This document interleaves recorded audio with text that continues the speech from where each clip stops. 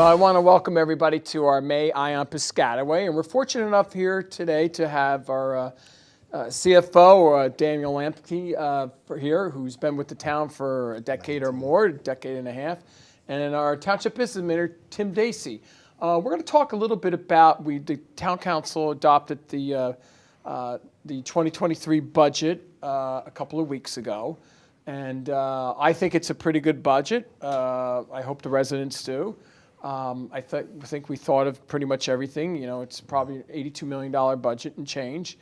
You know, funding for the police, the public works, all the other recreation department, the senior center employees, and all the other ancillary support staff that go along with the operation of the day-to-day of the municipal government. And that's like the lifeblood of our community, the services that are provided there. So I think maybe, Tim, we'll start very quickly with you and just give a general overview on, in layperson's terms, how towns go about formulating their budget. And then, Daniel, you could always chime in whenever you want. So amazingly, we start usually in August of every year. We meet with the department heads. We ask them to come up with their priorities for the year. We ask them to start scheduling their capital needs, what they anticipate having to spend money on, our road improvements or sidewalk improvements, any equipment that they need. And then they'll submit their capital list to Daniel probably by about October 1st. And then we'll meet with every department head, go through their budget requests and see what makes sense, what doesn't make sense. And then we're ready by around Christmas time with the budget. And then we introduce it usually early in the year, like around February or so. Now, we're sort of locked into a time frame because the state of New Jersey promulgates the rules for all 565 towns in the state as far as budgeting. And normally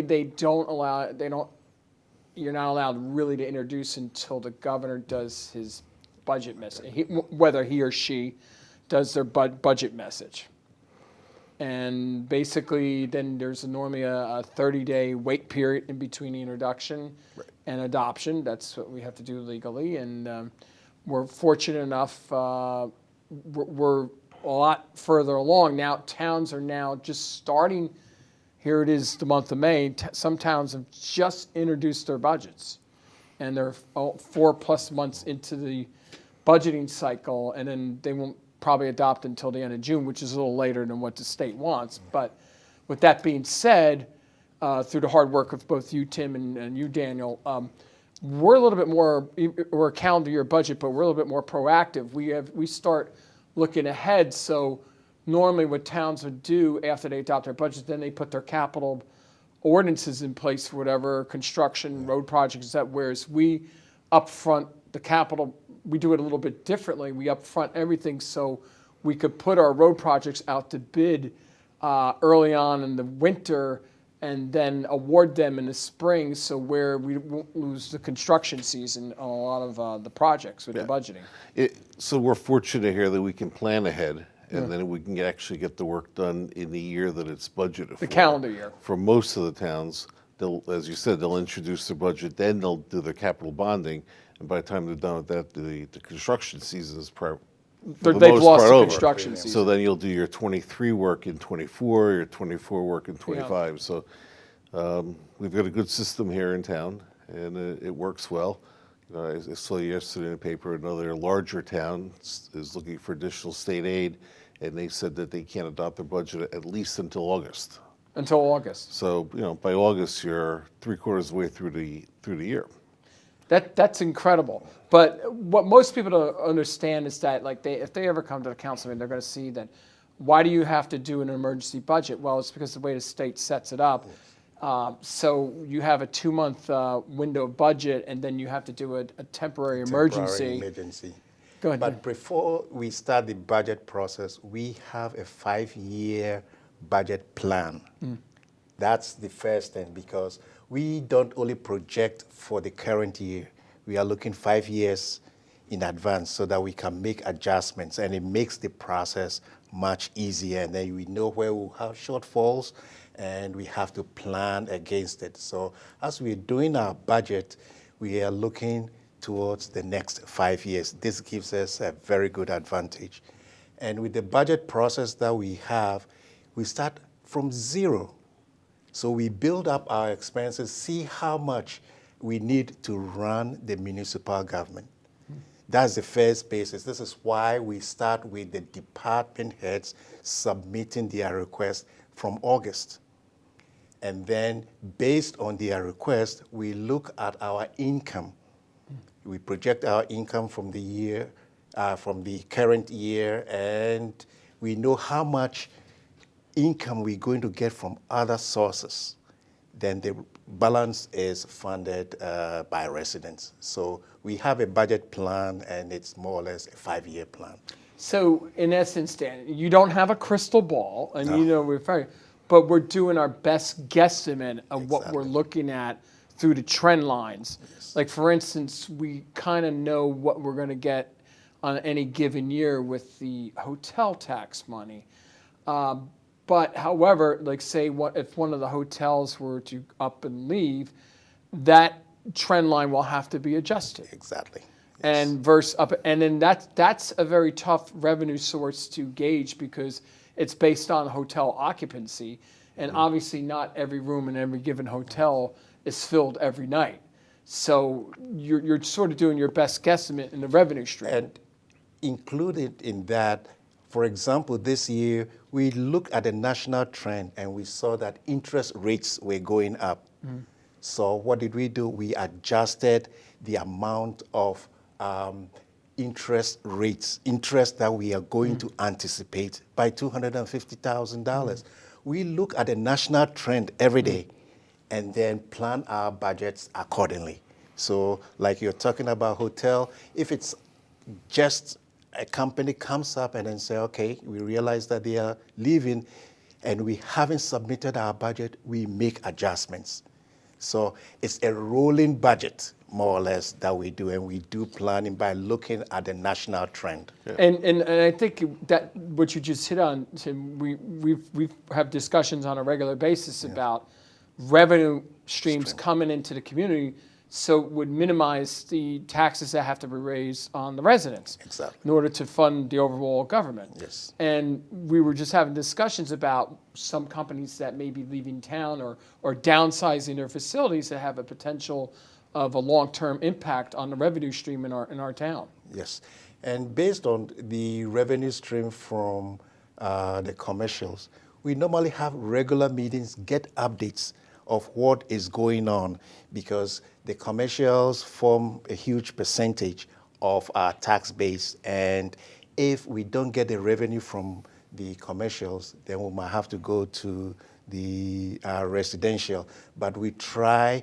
as much as possible for the commercials to bear more of the taxes. So right now, under our assessments, we roughly 39% and change is commercial, and then the residents are picking up the rest of the freight, which is a substantial difference than what it was, say, 7 or 8 years ago, where it was like in the low 30s. So through the economic development that has taken place in our community, fortunately, with some of the redevelopment sites and also outreaching to bring businesses in with the commercial real estate developers, we've been able to fill some of the vacant commercial space, which means it's the homeowners are paying a little bit less in taxes overall than what they were from prior years. Yes. Now, that doesn't say that the value of their properties and their homes have gone up, where everything's gone up, as Tim knows, in the state of New Jersey, where land's at a premium at this point. But I'd rather see us with the commercial end going up towards the 50% mark, because then that's a lot more reduces the fairer. burden, And it's very good. So the tax rate, after the adopted tax rate, we went from 56 cents down to 52 cents. It was basically a 4-point drop. Yes, about 8%, yeah. About an 8% drop. And the trend line is now that, so if you look at the last 6 years, is that either the tax rate has either been the same or dropped. Yes, it's been dropping the last 6 years. Now, Tim, what is the significance of the tax rate? What is there, when you go look at different towns around the state, what is the common denominator that most business administrators and assessors and everybody look at in order to see what kind of value you have as far as taxes. So you can compare the tax rate because it really gives you an apples-to-apples comparison. Other people look at different things, but if you can see a declining rate, that's certainly very indicative of what's going on in the town. That means the overall values are holding. Or going up. Well, I personally would rather see a town in that where the tax rate's going down and then the values are holding, because the last thing you want to do is the tax rate going through the roof and the values going down south. It's because it's a bad bet then, quite frankly. Yes. Central New Jersey has been very, very lucky over the past couple of years, and real estate has slowed.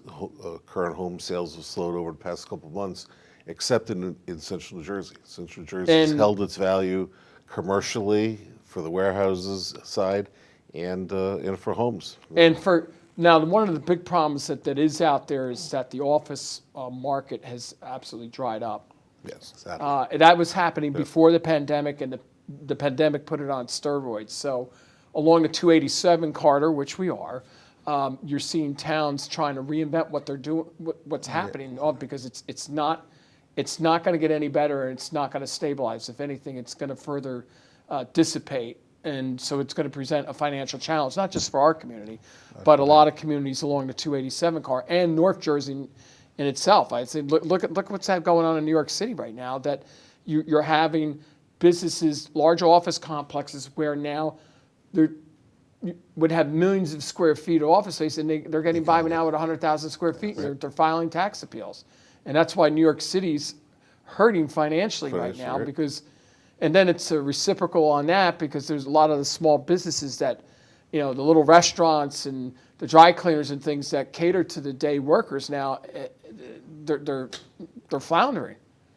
And that's part of a problem. And that's why we as a community have to really think out about, because the dynamics of the economy has forever changed in this area. Yeah. And it's important that Daniel and I stay looking at your national trends, because some of it has a definite effect on our budget. Most people wouldn't think, well, what does the cost of healthcare have to do with the town? The town, one of the biggest costs we have is healthcare for our current employees and retirees. And healthcare across America has risen. For ours this year, we were lucky. Ours went up a little under 10%. The state health benefits, the town's where the state health benefits went up about 24%. Which is that's why you saw in the press a huge outcry of, the almost 400 towns in the state, or whatever, it's well over 400 towns, where some of them now are opting out to go to private insurers like we have done years ago, because we were getting a better market value for us than the state health benefits plan. And so now the fruits of that are coming home to roost, and it's going to be interesting to see what happens with the overall state health benefits plans. As more people drop out. More towns are dropping out, which means it's going to undermine the overall strength of the plan itself. Right. The advantage we have is we can direct our own plan. Yes. And if the towns are in the state health benefit, you really get their plan, and you have no say. That's why we were able to save a lot of the money, still take care of the employees with medical health, but also save the taxpayers money. Correct, Dean? And Mayor, also in our budget, we try to make provisions for the future. We set up reserves, and over the past few years, we've never borrowed for like snowstorm or other natural disasters, because we had the reserves. And it's very important when you're doing your budget to create a reserve, because if you don't have the money, then you have to go and borrow money and then pay the cost of money. Right. And we can respond instantly if there is a natural disaster. Case in point was Hurricane Ida. Which happened 2 years ago this August, where we were able to take care of a lot of the folks in the Birchview and Mayflower area and other parts of the town that needed sheltering in a hotel, where we put them up for 30 days before any federal government assistance kicked in, that we were able to do that. Not many towns in the state were in a position to do that. Right. Matter of fact, after speaking with a lot of colleagues around, I say, I don't think any towns, they relied on the Red Cross or you were on your own. And so we were very fortunate able to take care of those And we residents. had the cash flow to Yes. be able to pay the hotels where the residents were. So, but that all leads to why it's important to have a vibrant commercial base out there, because you know, if there's some small communities in the state that solely is just a residential town, there's no flexibility to do that. I mean, because they have zero flexibility in that respect. Now, one of the things that we do, we're AA plus stable town, which is in parlance, we're like the next Before the notch AAA. below what would be AAA, and there's only about 3 dozen towns in the state that have the AAA designation by the rating agencies. I think they're being biased against Piscataway. I mean, there's no reason why we shouldn't. We're financially though, we're being treated as a AAA though. Yes. So when we go out for permanent financing, even though we're not AAA, we're being financially treated as a AAA town, which is the best of both worlds. But you know, it would be nice to have the AAA rating. I think they're just discriminating against Piscataway because we have a better football teams. When you read the comments in the rating agencies' report, they give Piscataway very high marks for good management, financial planning, budgeting. So we have all the good grades and similar to a AAA designation to a town. I am very happy that we have these reserves set up, because we're one of the few towns where we have the accumulated sick and leave pay that you hear these news stories about, where towns are borrowing money to pay off folks going on their way out the doors, where we did right and we studied everything and we put things aside. So if we have the snow emergency or a national disaster emergency, we were frugal enough to put monies aside to have these reserves here to just in case a disaster happens and things along that line, which leans into the stability, which means over time that's less property taxes people have to pay. Exactly. And one of the main reserves which you need as a town is reserves for tax appeals. And when you have So before you get into Tim, between you and Daniel, can you explain how the tax appeal process? I know we don't have Lisa Stevens here, but can you explain that, you know, to a layperson terms between a residential appeal and a commercial appeal? So you get a little card mailed to you early in the year, and you have a resident, what they think that we're overvaluing their house, they have a right to file for an appeal. And then you have to provide the evidence that shows with comparatives that you're being overcharged. A lot of people just think they can appeal it and we give in or they win an award. The law that requires you to provide the comparatives. You can go to a hearing and it could be decided by a tax court.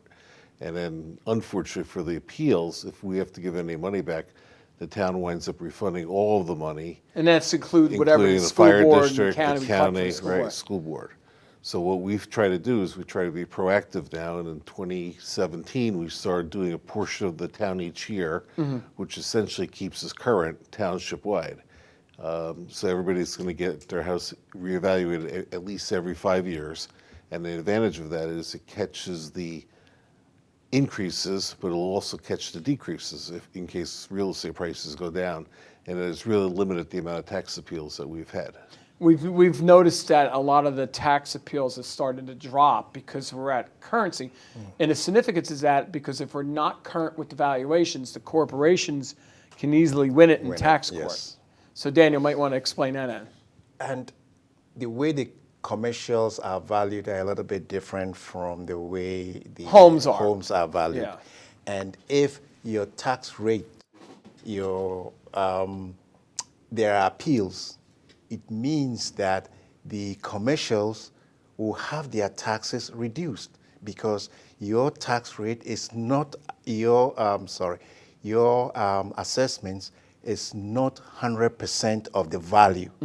So you always try to keep our values close to 100% so that there will be very little flexibility for the commercials when they appeal to win the appeal, because they appeal based on what percentage of your home is to the true value of your home. So, for instance, a commercial property is valued at on the amount of square footage that you say. Hypothetically, you have a 100,000 square foot building, and say only 50% is being occupied. They're only paying taxes on 50%. On their income, yeah, 50%. On the income, 50%, right. So therefore, they can file an appeal. And win it. Yes. So, and that's why over the last 7 or 8 years, we've been moving in this direction, because in essence, we were spending $4 million a year in change on tax appeals because of the corporations. And in essence, what we were doing was subsidizing the county government and subsidizing the school district and the fire districts and everybody else. It was coming out of the municipal operating budget, which means it was hurting us a heck of a lot more. And nobody was sharing the pain, because as Administrator Dacey just said it before, that the town collects the revenue, but when something has to be refunded back, we're responsible for refunding 100% of the back, even though, let's just put it this way, whatever the superintendent and the Board of Education submits to us as what needs to be collected, they get 100% of the money. Yes. That's the bottom line. Yeah. So, and then, and same thing with the county. They get 100%, the fire districts get 100%. And so we have now lowered the playing field by keeping current, and which is a good thing. So. And it takes time for the courts to finalize the tax appeals. So an appeal by a commercial property this year might be finalized 2 or 3 years from today. Yeah, and which means you really have to keep an eye on what's going on, because 3 years from now you might be refunding an appeal and say, oh boy, I didn't realize this was going to cost like $700,000 or $800,000, and that's only taken care of 3 years ago. So you really have to look at those trend lines. Now, one of the things, which is why when the pandemic broke out, if you remember back in early 2020, we all got together and we proactively went and looked at different properties that we knew that hotels obviously weren't going to have the money coming in that they had in prior years.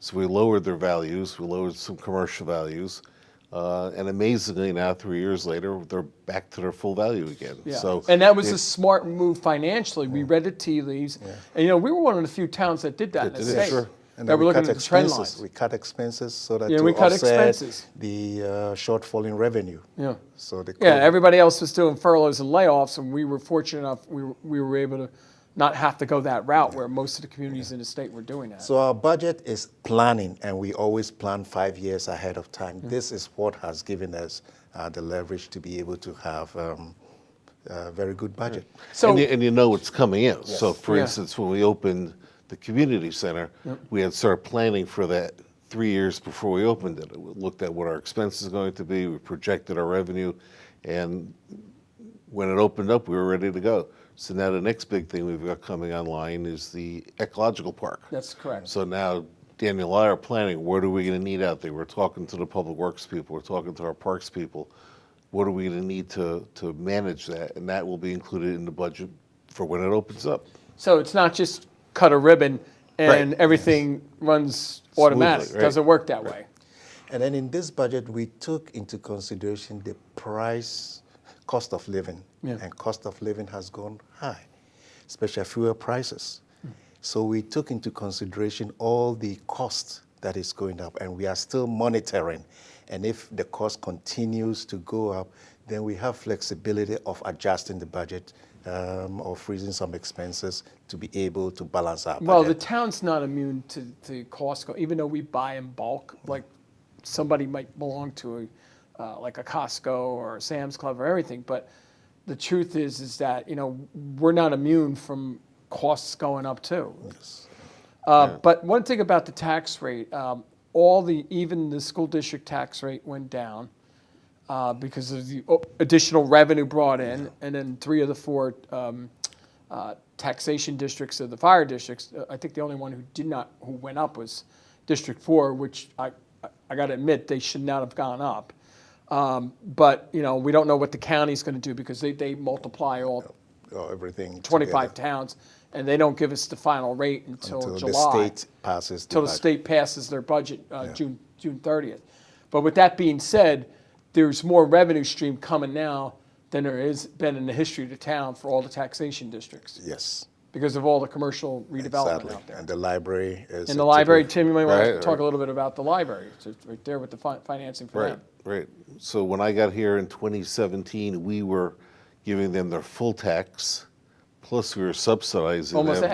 a $500,000 Right, in almost cash. $500,000 a And that year. didn't include all the ancillary costs things that were we never do. factored in. Right. So we were able to work with the library board, the library director. They fortunately, because of rising property prices and values, they were able to get more money out of the levy that's required by the state. And last year, for the first time, we took them off the books for a subsidy.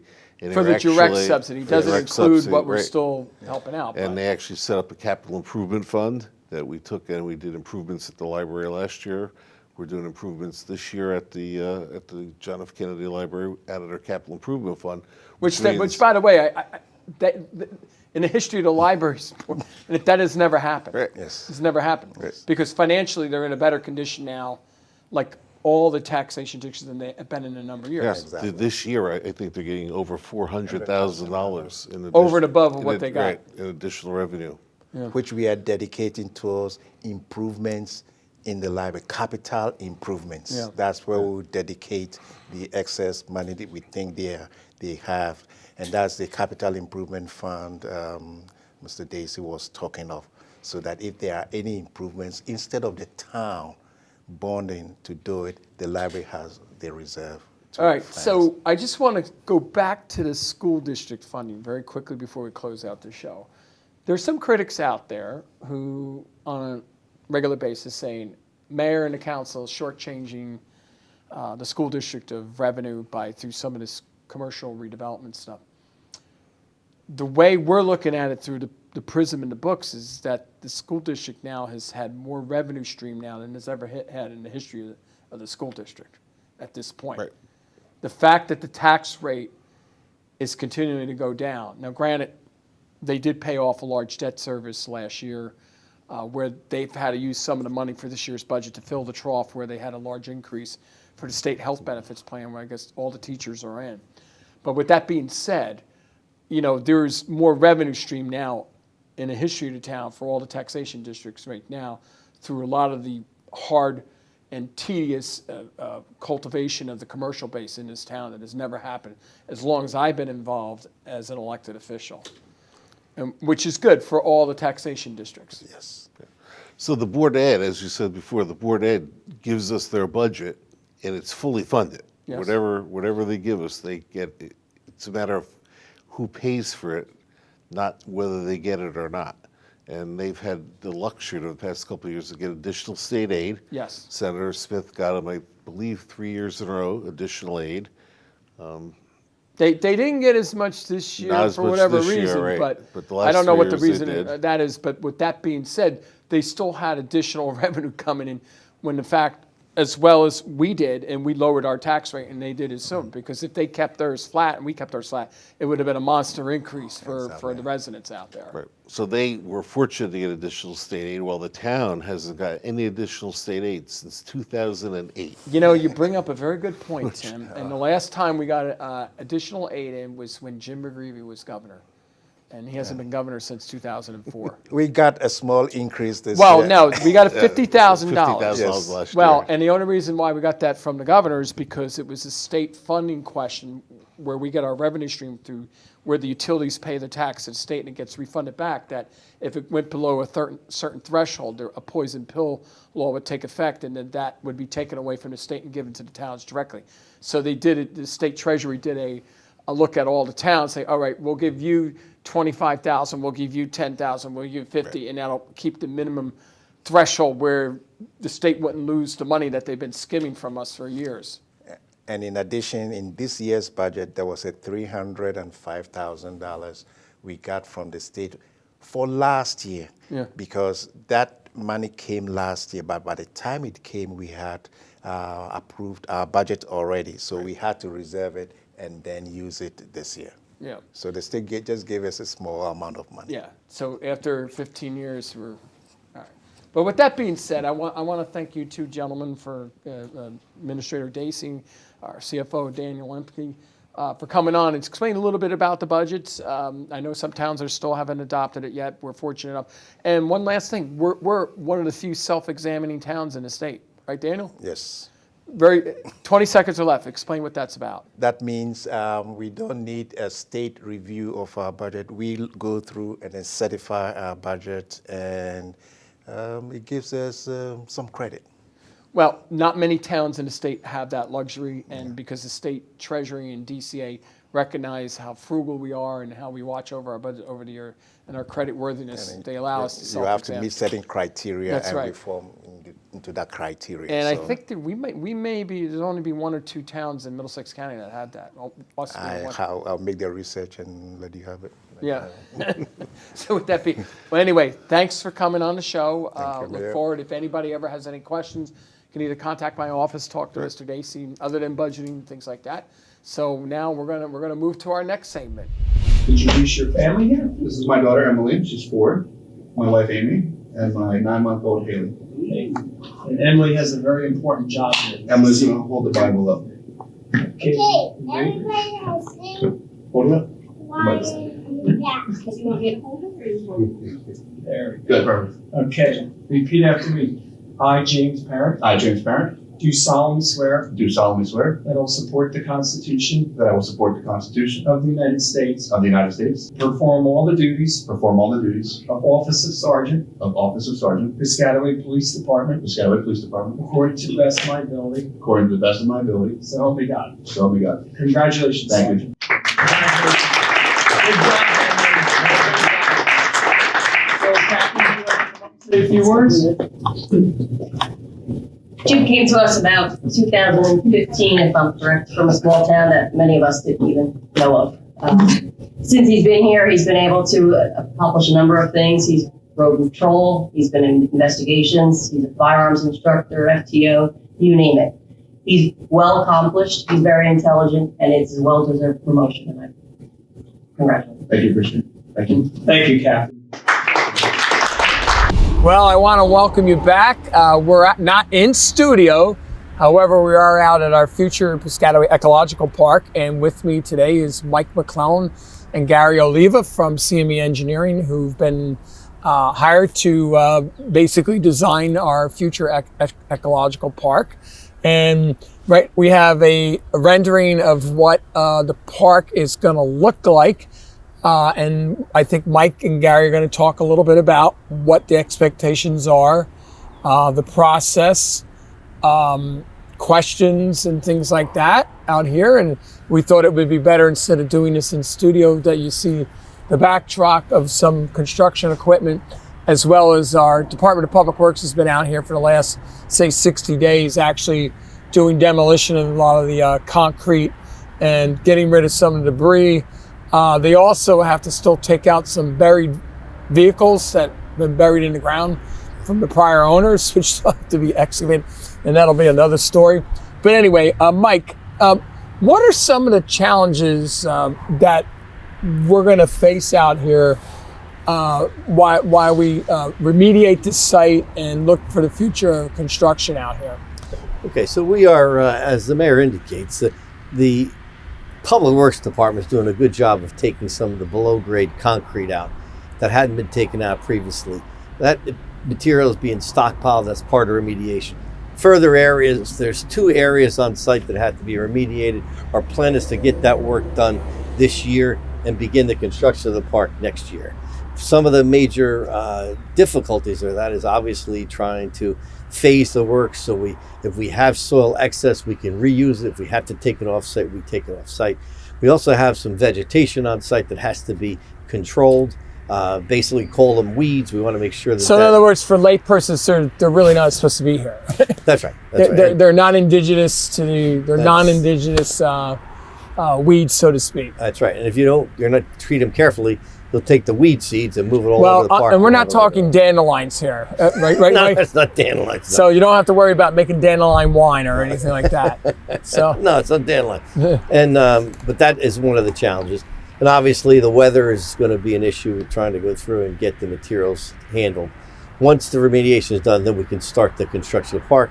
our plan is while irrigation work is going on, we're going to get the land use permits for the project. Yeah. Land use basically is wetlands issues, other detention and recharge and water treatment facilities that have to be done on site. And then obviously we get in and start building the project. So one other thing, Gary, and you're chime in. You're allowed to chime in here. We didn't bring you out here to sit back and be a UN observer. What are the challenges as professional staff? This is a large site. It's 60 plus acres. We have about 30 acres that have to be remediated. That's right. Yep. Yep. Approximately 30. Yeah. So we're working on in our preliminary design. We're working on the grading of the site. You know, what the final grades of the parking lot and the shared use paths, the buildings, the finished floor of the buildings. We're trying to work through all of that so that the remedial contract will have that in mind. So we're not over excavating in areas that don't need to be. Now, for lay people out there, such as me, please explain why you're designing it that way. Is it to try to not just to save money, but is it to not to create extra work? We try not to create excess materials that may not need to be excavated. So we'll be preparing a capping plan in accordance with the regulations and the materials that were found on site to cap the site. Now, when you say capping, why is that important, and what's the terminology capping? So capping would be to provide an adequate cover on top of the basically the farming byproducts that were left on site from previous use. That's the cause of the remedial. In essence, farms historically are notorious to having environmental challenges there. Pesticides. It doesn't matter what part of the country you're in, they do, because it's the nature of the business. Yes. So. And a lot of the material is really just asphalt byproducts, which you have in your streets. It's just he was spreading them out for driving purposes. And those are basically qualified to be handled and treated. So in essence, like where that stuff is going to be moved, or that material would be moved on, like say where you're going to be put in a parking lot, because under the DEP that would be considered a cap. Yes, that's right. Yeah. And So really, the material is no different than the asphalt itself. It's just that's what the rules say. So somebody asked me when they looked at the resident asked me, Mayor, I noticed that this parking lot is shaded in green. What does that mean when it's shaded in green? So the green areas were potential future expansions of the parking lots. We're going to design the site as if it's all pavement, so that all the future impervious cover is accounted for with our stormwater management plan. But those are areas that will potentially be grass in a final condition for this contract. Yeah, so in essence, you're saying everything's going to be engineered as if it was being built at the same time, but it won't be. But if in the future there's a need and it becomes very popular at the park, we'll have the availability to go back in and add the extra all the asphalt. storm sewer and stormwater management will have the capacity to handle those areas. Yes. The term is bank parking, as you said earlier. That's normally terminology used at planning and zoning boards for applications. So with the natural topography out here, that has probably added a little bit of challenges for some of the things here. So talk about, I mean, this is the uplands we're facing towards. So if you're looking towards where ShopRite is, that would be considered the uplands portion of the site. That's correct. That's right. And that part of the site falls out towards where the Ambrose Brook tributary is, which basically runs east and west. So and that's where we were looking to have the amphitheater up there to fill a natural setting, sort of like if you would go to the Garden State Art Center. Right. That's right. So right there. In our case, we have the opposite position where the amphitheater is set into the downslope, and it fits in very well. The areas to the east are fully wooded. You're going to see an open green space with just a wooded backdrop on both sides. So I had a resident, I was at a local association meeting the other day. They asked about the tree stands in the back. I said, yes, it'll stay. However, some of the trees will probably come down. The ones that aren't healthy will come down to allow the overall tree stand to grow out there. That's right. The intent is to leave those natural. We even have a couple of perches for birds there, so to add to the habitat. So in other words, are we angling for some bald eagles to come in? We But I don't may. think the trees are tall enough. Well, the bird perches are here shown at the outbound, and there's reports of large birds. I'm not sure we're going to see bald eagles, but there certainly could be. Yeah, they normally sit in something at least 75 to 100 feet tall. So, but other than that, what are the really particulars that there's a slight breeze out here while we're filming. So, what are the more challenging particulars that you're gonna face as the design process? Well, I would say dealing with drainage and trying to control the groundwater and the surface water from the park. This was obviously, as we all know, was an old farm. A lot of the grade fits very well. Our job was just to keep the ecology up, try to fit the new park into what was existing grade. That's one of the challenges, and also trying to get the property to drain properly. We have a large drainage basin that already exists down here in the corner of Washington and Mettlers. That's basically going to stay. We've got some other control systems we have to put in to basically filter the water from the impervious area of the park. Now we also have a very large easement right of way for the utility, the pipeline company. There's I believe a 36-inch pipeline with 220s running through there. The Duke pipeline, Texas Eastern / that has basically zoned out. You can't build anything obviously in that area. That's right. And we've respected that line and even put a buffer after that. We're trying to get these tied down exactly where they are. There's some development that takes place to the south, and then we use that as a demarcation line, and the rest of the development goes to the north. So right over here is there's the tree stands. If we're looking behind us, where it backs up to the diocese center, right there. That'll stay in existing with pergolas as a memorial garden over there, using the natural setting that's already out there. Yes. So which is a smart move. So now the Great Lawn up here, that these red dots are going to be considered, I guess, bird stands, correct? No, you asked for light poles on all the walkways. walkways. No, strike that. Yeah, there's going to be lighting throughout the whole walkway. The red dots are light poles. Yeah. The bird perches are bird stands are in the back That's up right. there. Yep. So I guess basically, in the butterfly habitat, what is supposed to be planted there for the butterfly habitat? Because depending upon what you plant, may mean different butterflies. That's great. And that's a potential future project if it turns out that funds permit. There's plantings, we've done those before with a small building around it also. So it depends on how funds permit. But right now, well, I know that the Boy Scouts are always looking for Eagle Scout projects out there. That's a good I'll make a pitch for that. So, that might not be a bad project for them in the future. They buy the plantings and have a massive day of planting of flowers. We've seen monarch butterflies out here, and there's obviously just the natural setting here is Brooklyn. Yeah. So is there anything else different that we need to know about other than what the rendering is looking at?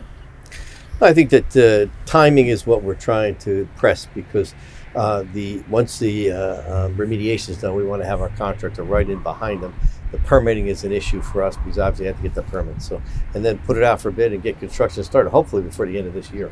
Well, that's one of the challenges. There's going to be a lot of trucks out here moving a lot of soil. There will be. And that's when the questions are going to arise to my office and asking, "Hey, Mayor, what's going on out there? What's being built?" Because they're going to see big dozers out here scraping stuff down, moving mounds and everything, right, Gary? I mean, there's going to be a lot of hauling of soil off the site. Yes. Yep. And then soil coming in at the same time. Yeah.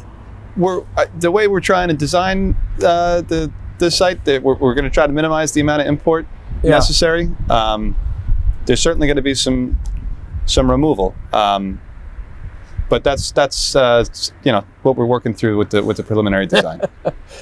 I just can't fathom how many truckloads we're talking. I mean, we when Public Works was taking the concrete down to the recycling centers, they were running 5 trucks, 6 days a week for at least 40 days out here, and that was just the recycled concrete that we were taking off there. We're going to try and minimize some removal by putting soil in the berms also. So that's another thing we can try to. These berms could be made out of topsoil and planted very well. So that's the berm. And how high roughly are the berms going to be? About 8 feet? Yeah, 6 to 8 feet, somewhere in that range. And they'll be planted. There'll be plantings on top of that. Yep. Yeah. So it'll basically a lot of the park will be shielded from South Washington Avenue and/or Mettlers Lane. That's the intent. Yep. That's the intent. That's right. Yeah, and we were fortunate enough when the county did the reconstruction of South Washington Avenue out here, that there was a forced main that was put in just specifically for the park for if and when we were to build for bathrooms. So at least we have that access, and we do have access for water off of Mettler's Lane, where we had a pipe designated stubbed out right there when the county reconstructed Mettler's Lane about 7 or 8 years ago.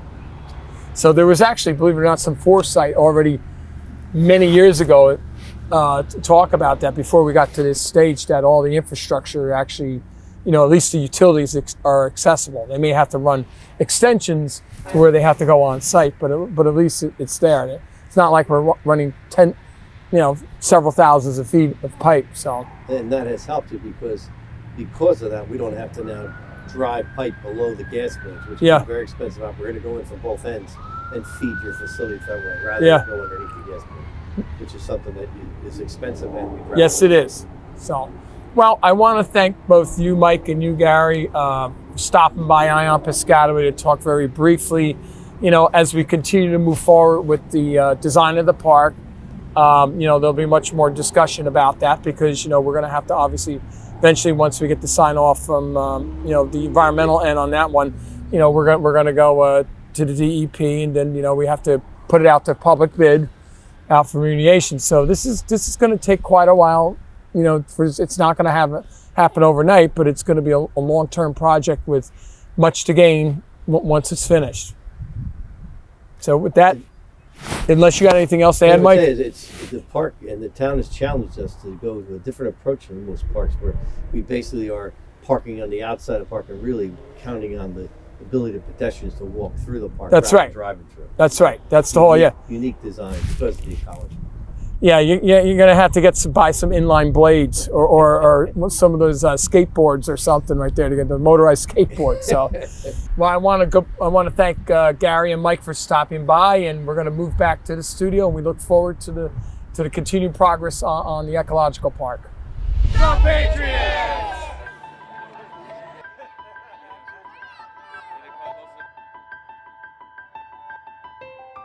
Hands up!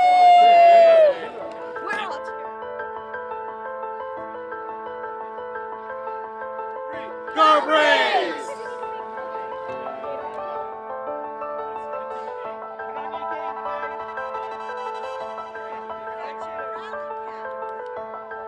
Go Mets!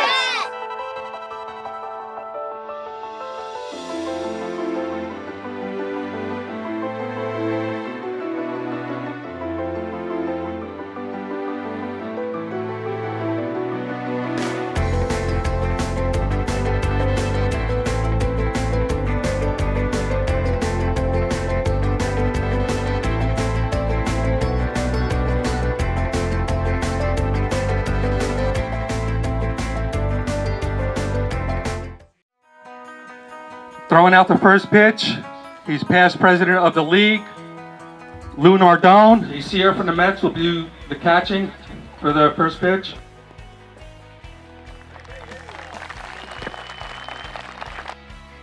For T-ball, Mayor Waller.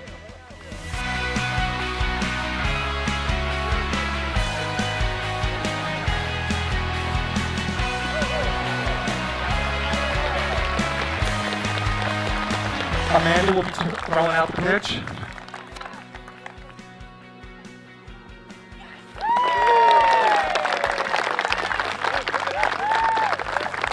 I want to thank everybody for showing up, participating, and have a good season. Let's play ball.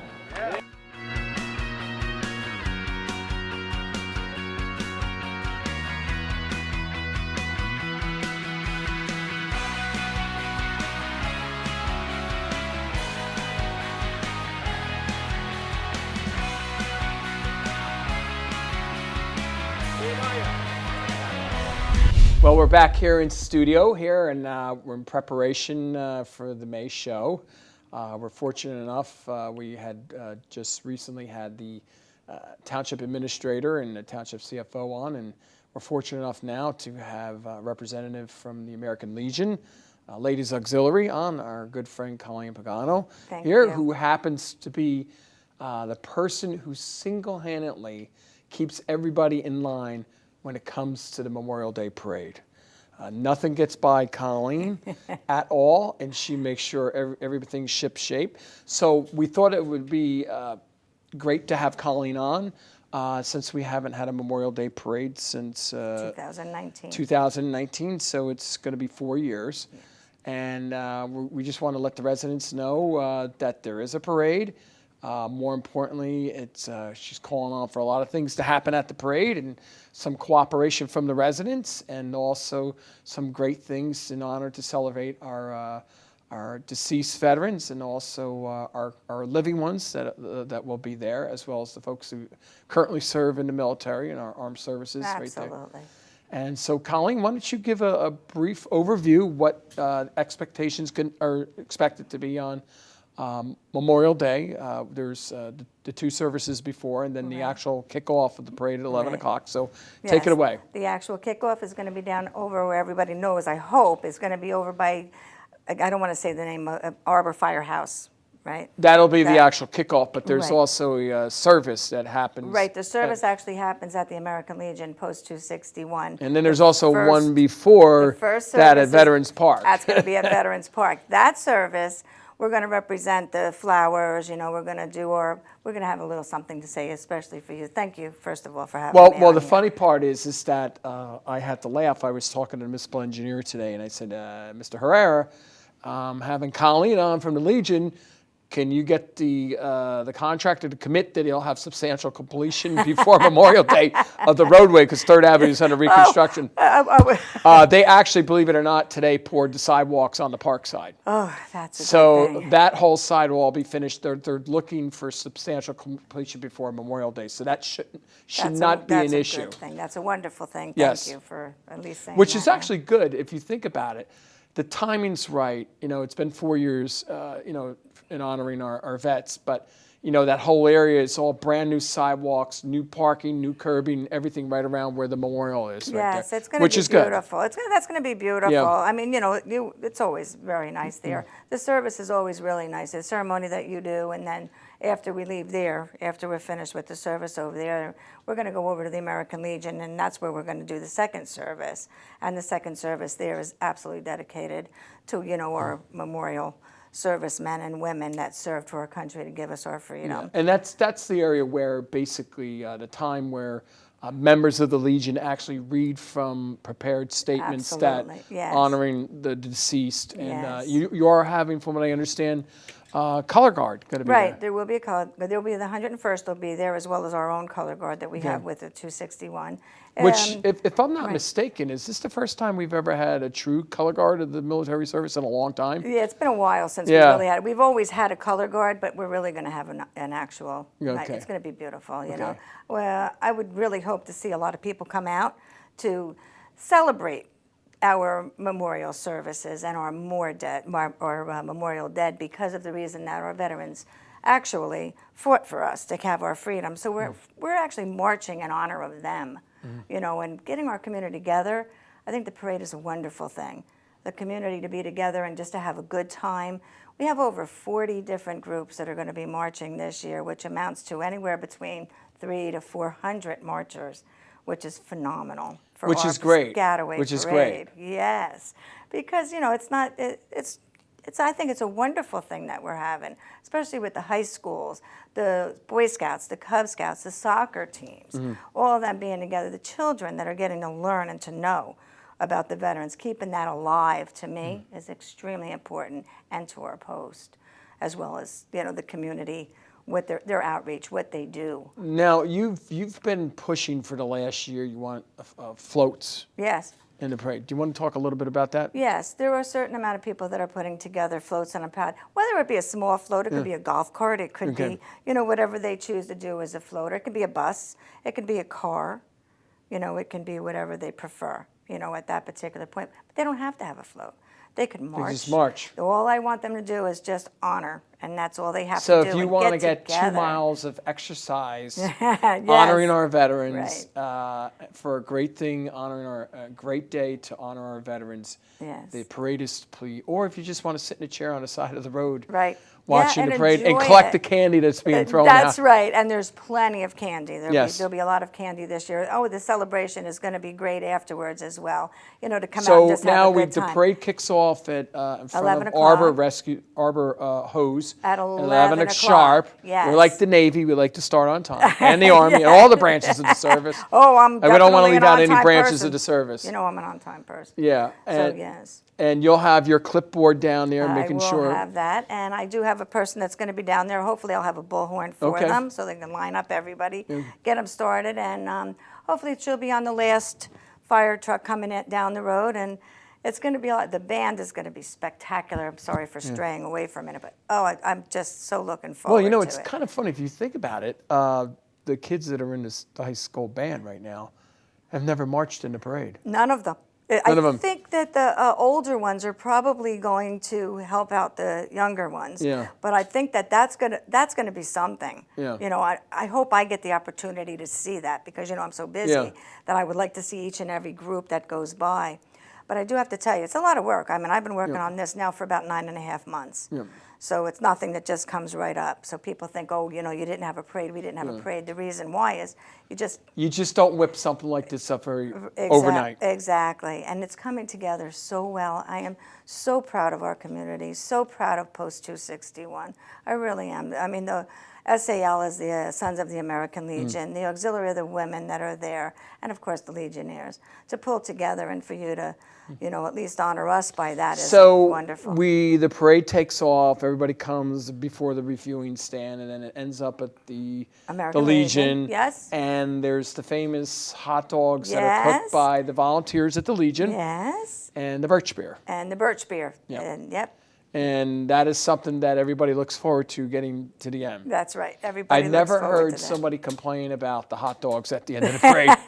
No, I Why hope they had don't 2 or complain. 3 in their hand eating them all at once. That's right. The only thing we're missing is like a 4th of July Nathan's hot dog eating Eating contest. contest. You know, maybe one year we'll put that in Yeah. there. Maybe we'll put a float in that has the eating contest Yeah, going there you on. go.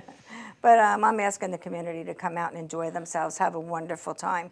And, you know, thank you for Well, everything. I just, we're hopefully the Lucky the Irish will be going on that day and that the weather will cooperate for all aspects for that 5 or 6 hour period during Memorial Day, that there's no rain out, so we can have a large crowd from our great township out there to honor our vets. Absolutely. Thank you. And always remember the vets. If you Yep. see one, don't ever forget to thank them. And with that, I'd like to thank the representative from the American Legion Ladies Auxiliary, Colleen Pagano, who is chair of the parade committee. Once again, looking forward to seeing you and your colleagues at the Memorial Day Oh, parade. they're looking so forward to it. It's going to be a wonderful day. I want to thank you for watching the May Eye on Piscataway. I want to thank all the mothers out there, and happy Mother's Day. And then remember, as we spoke with Colleen Pagano here about the parade, we hope to see everybody out on the parade route for Memorial Day, and we look forward to seeing you in June.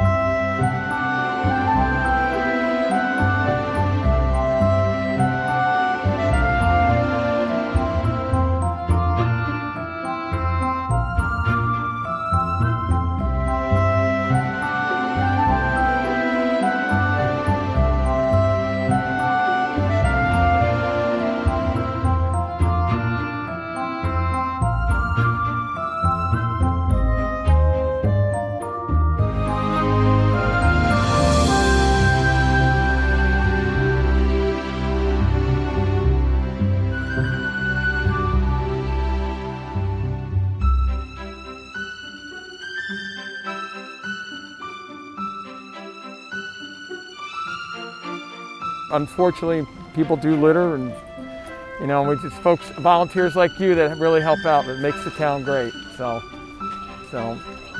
I think this bag is bigger than you. Let me see. I'm going to measure. Oh, it's almost close there.